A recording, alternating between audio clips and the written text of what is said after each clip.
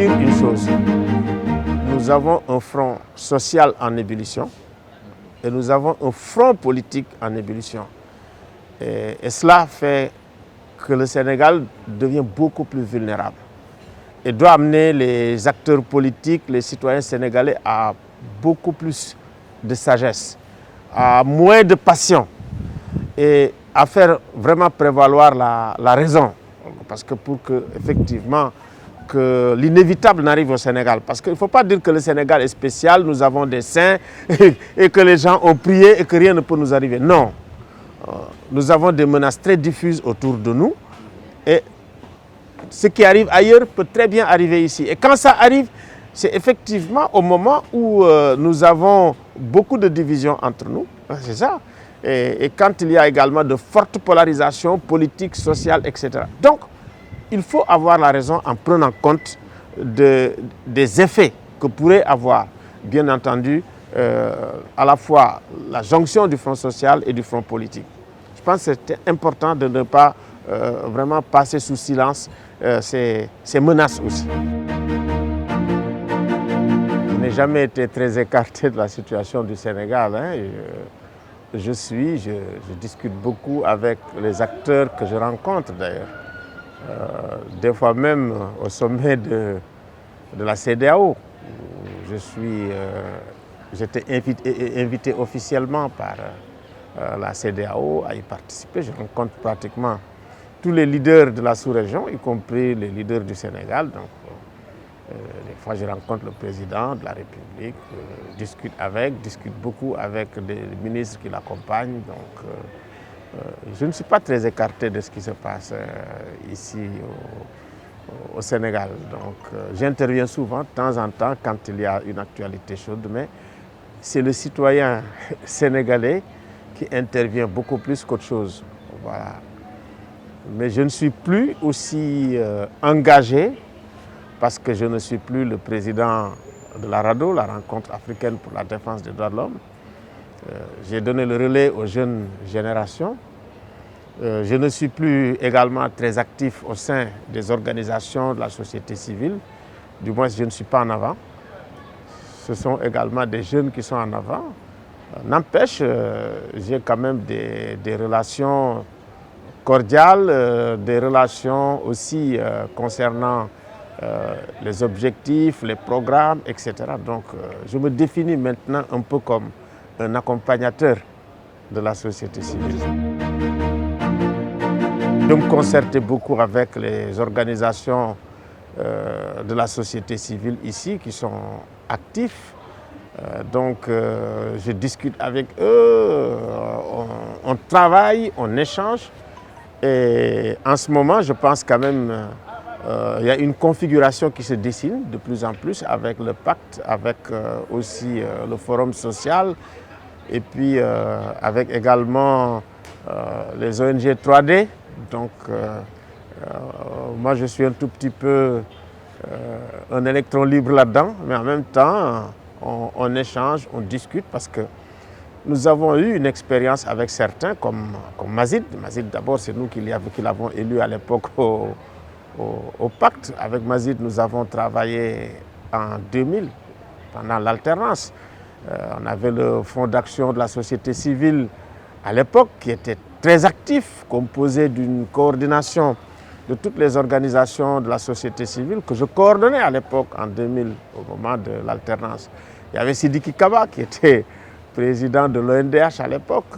Il y avait également Mme Adama Gueye qui était le président du Forum civil. Il y avait Bouba Diop qui était au Congad. C'était des organisations très fortes à l'époque qui avaient beaucoup de légitimité et qui avaient réussi effectivement à accompagner, à jouer le rôle fondamental pour qu'il y ait une alternance qui soit reconnue parce que nous avions fait à l'époque la médiation entre le président Abdoulaye Wade et Abdou Diouf.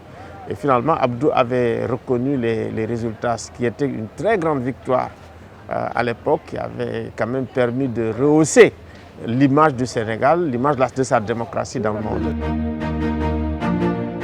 Nous avons un processus électoral, je me rappelle, depuis 1983, où les gens votaient même sans pièce d'identité, à l'époque. avec les Majmoud Diop, les Mamadou Dia qui étaient candidats. Voilà, où il avait voté. Donc, il y avait une tradition de fraude électorale. Et petit à petit, effectivement, et là, il me semble quand même le président Wade a joué un très grand rôle avec, il faut le dire, hein, les Bathily, les Landing Savané, qui étaient un peu les juniors à l'époque par rapport au Mamadou Dia et autres. Il y a eu 88. 88, c'est en ce moment d'ailleurs que les jeunes générations qui étaient les fortes têtes, c'était, comment dirais-je, la génération de Macky Sall, hein, de El Hadj Kassé, hein, et de Talla Sylla, donc avec les années blanches qu'on a connues. Et ça a mené en 90, 91, à ce que Wade et Diouf soient dans le même gouvernement. Et effectivement, c'est à partir de 91 qu'on a commencé à travailler à un code électoral consensuel avec l'aide aussi des Américains, hein, Christophe Foumier.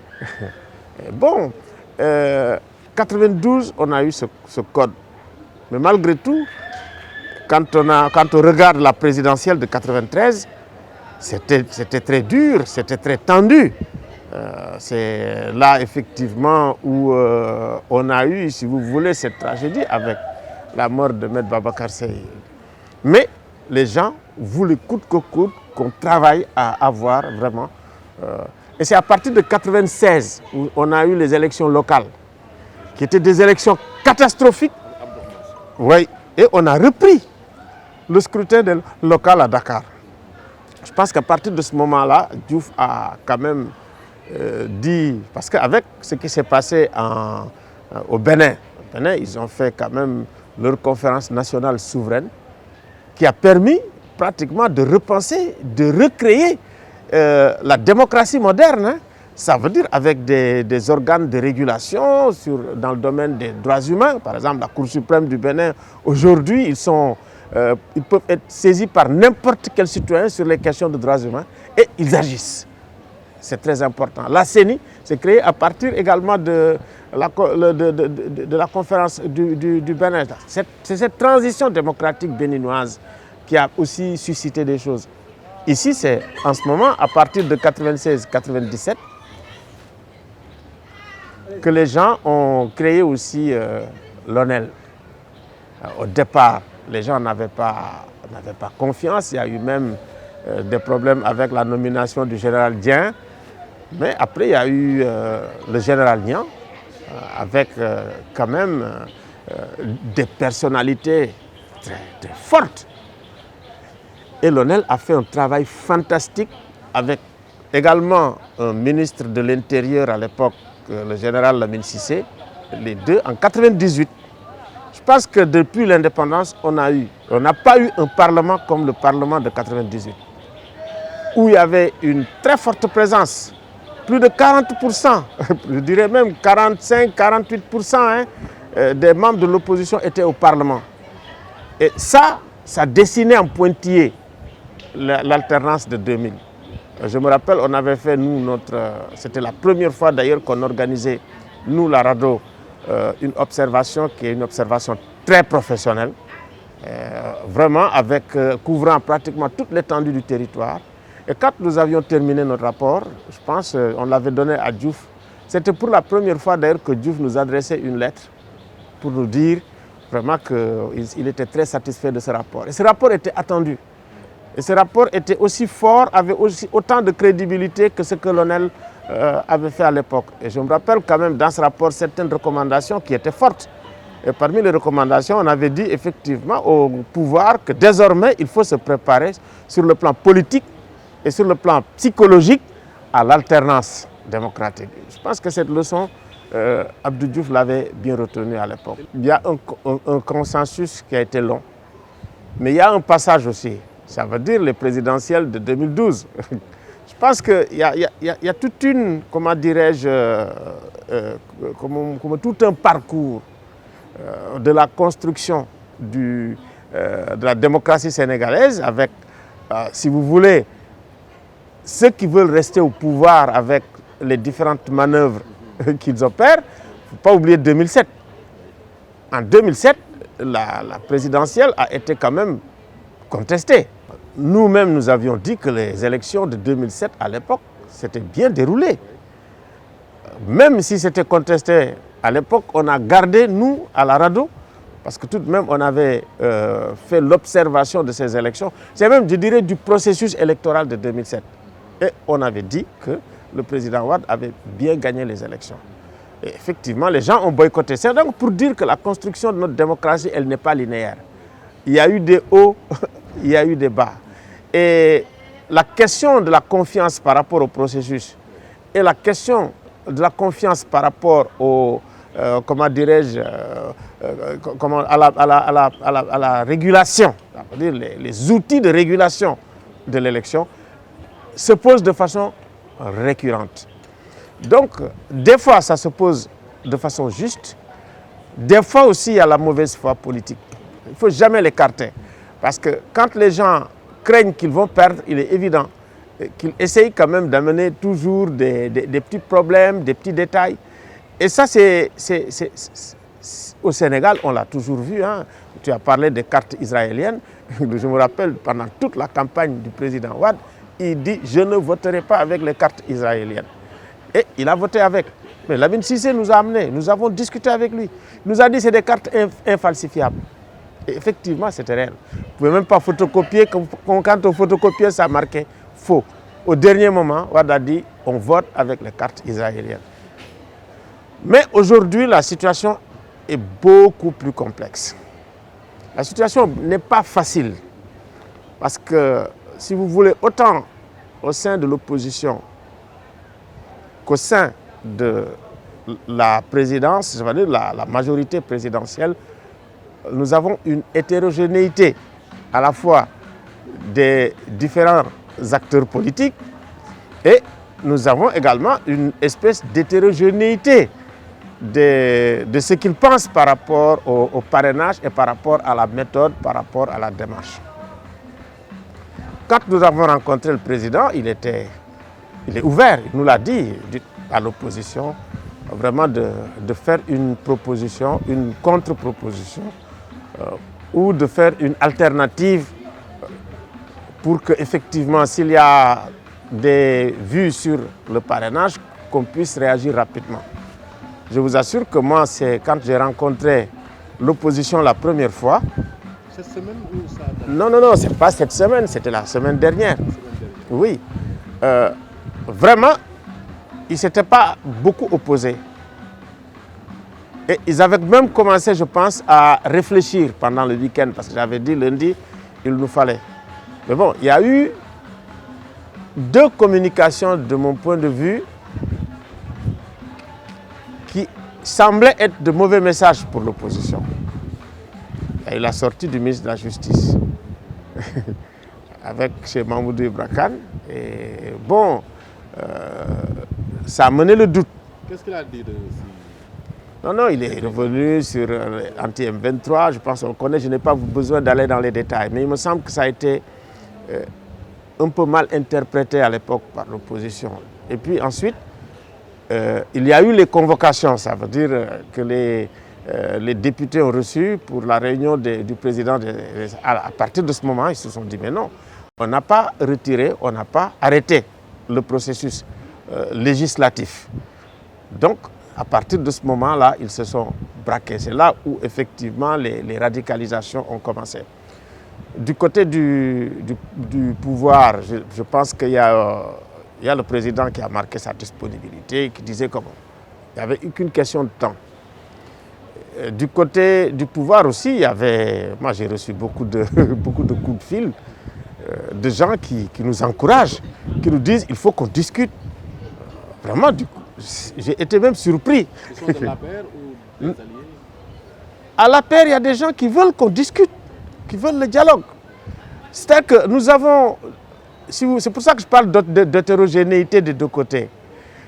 Vous avez des radicaux dans l'opposition, vous avez des gens très ouverts dans l'opposition pour le dialogue et tout, mais vous avez également des radicaux au niveau du pouvoir, mais vous avez des gens très ouverts au dialogue. Il y a eu des efforts qui ont été faits, par exemple, par l'Assemblée nationale, Moustapha Dias qui a envoyé qui a accompagné des acteurs de la société civile. Je pense que ça aussi, c'est un bon signe, on le veuille ou non, avec le président également du groupe parlementaire de l'APR. Quand même que cette rencontre ait lieu avec le pouvoir exécutif, le pouvoir législatif, plus les organisations de la société civile, ça montre effectivement de la part du pouvoir un signal, une bonne volonté pour discuter. Maintenant, la société civile est en train de s'organiser pour que vraiment on mette en place si vous voulez, un comité ad hoc, une commission ad hoc, et puis pour voir quelles sont les propositions qui vont être faites, etc. Donc moi je pense que tout n'est pas perdu. Tout n'est pas perdu, l'espoir est permis. Mais de mon point de vue, les Sénégalais ne doivent pas, si vous voulez, se reposer seulement sur les acteurs. Je pense qu'il nous faut maintenant vraiment susciter une citoyenneté capacitaire, active. Ça veut dire que les citoyens eux-mêmes jouent le rôle si l'attente des citoyens, c'est le dialogue politique. Il faut que les journalistes jouent le rôle. Ils ne doivent pas être là à recueillir les propos d'Alioune Tine ou d'un autre. En tant que corporation, en tant que syndicat, en tant que citoyen, quelle va être effectivement leur contribution pour que le dialogue ait lieu? On peut dire également les syndicats, que ce soit les enseignants, que ce soit les autres, le patronat, parce que aussi ils ont besoin de stabilité pour investir, pour fructifier leur business, les autorités religieuses, le clergé, les imams, les guides religieux, les autorités coutumières, on les a vus effectivement se déployer pendant la crise des enseignants. Et puis ensuite les blogueurs. Si nous avons une citoyenneté sénégalaise active pour encourager, supporter vraiment le dialogue et les efforts de la société civile pour la facilitation, je pense qu'on peut aller de l'avant et on peut marginaliser les opinions les plus radicales. Et de mon point de vue aussi, il ne faut pas s'attendre à ce que tout le monde s'entende. Je pense que si majoritairement les gens veulent le dialogue, il faut encourager le dialogue. Il faut encourager le président de la République à prendre les initiatives les plus courageuses, les plus hardies, les plus audacieuses pour dire, voilà, moi ce qui m'intéresse aujourd'hui, c'est d'aller vers les élections transparentes, des élections apaisées. Je peux aller et prendre des décisions comme président de la République, président de tous les Sénégalais. Moi, je ne veux pas vous cacher qu'il y a ce qu'on peut dire des agendas qui sont manifestes, qui sont sur la table, sur lesquels les gens discutent ouvertement avec tout le monde, mais il y a également des agendas qui sont cachés, qui ne sont pas explicites, mais on n'en pense pas moins et qui peuvent être aussi déterminants pour un apaisement global de la situation politique. Non, non, moi je ne dis que ce que je sais. J'analyse les situations de la façon la plus froide au regard de ce que les gens disent, de ce que les gens publient, de ce que les différents partis politiques sortent et publient. Il est évident que cette difficulté, c'est une des difficultés aussi qui est liée au dialogue politique. Mais nous n'en sommes pas là. Moi, en tant qu'organisation de droits de l'homme, j'ai dit ce que je pensais. Autant de l'affaire, comment dirais-je, Khalifa Sall que de Karim Wade. Mais aujourd'hui, on est confronté à une situation et, comme on dit, il faut dégrossir les problèmes un par un. Parce que sinon, après, quand ça se connecte trop, on a des difficultés. Mais il est évident que cette difficulté, elle est réelle. Elle n'est pas dite, d'ailleurs, dans certains de mes postes, je le dis, hein, qu'il y a des choses qui sont, comment dirais-je, implicites, qui peuvent créer même beaucoup plus de difficultés que les choses qui sont explicites. De mon point de vue, peut-être un moment arrivera où il faudra aborder toutes les questions politiques, toutes les difficultés que ça pose, parce que nous avons un problème comment dirais-je, en Afrique, c'est le problème de la reddition des comptes, de la politique de la reddition des comptes, une politique indépendante de la reddition des comptes. Nous avons un problème aussi de nos organes de régulation. Nous avons un problème aussi avec la justice. Nous avons beaucoup de problèmes. Et en réalité, les transitions que nous avons eues avec les différentes alternances n'ont pas abordé ce problème en face, ne l'ont pas abordé avec courage, avec lucidité. Et c'est ça qui fait que notre modèle et notre système est encore un système archaïque, un système dépassé. Et je pense qu'un moment viendra où il nous faudra nous-mêmes, de façon interne, réfléchir pour moderniser tout ça, mettre tout ça en phase, pour effectivement qu'il y ait une véritable égalité de tous les citoyens devant la loi. Et c'est ça qui a fait avancer des pays comme, écoutez, la Corée du Sud. C'est ça qui fait avancer aussi des pays comme Israël, où effectivement il y a une véritable égalité devant la loi. Petit à petit, il y a le Brésil qui y va. Bon, en Afrique, c'est l'Afrique du Sud un peu, qui est aux avant-postes, mais sur tout le continent africain, c'est une question qui est une question difficile. Non, moi je ne reviens pas sur les questions qui fâchent, mais je sais que fondamentalement, ce que les Sénégalais ont eu et ont fait, qui faisait effectivement de la révolution citoyenne, je dirais, du 23 juin, un moment historique majeur, c'est qu'en 2009, il y a eu les assises.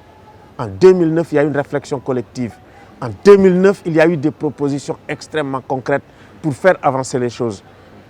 Mais effectivement, ça n'a pas été exploité. Et ça, il faut qu'on en prenne acte et qu'on continue à dire que les assises doivent être réactualisées et réinjectées pour effectivement permettre à notre système démocratique de faire face aux défis de l'avenir. Parce qu'aujourd'hui, la situation est beaucoup plus complexe. Vous existez, surtout avec, bien sûr, le digital, les nouvelles formes de communication, parce qu'aujourd'hui, les supports papier, télé, ce ne sont plus aujourd'hui une exclusivité de l'État, une exclusivité de certaines personnes. N'importe qui peut, avec YouTube, faire sa propre télé, diffuser et créer des problèmes.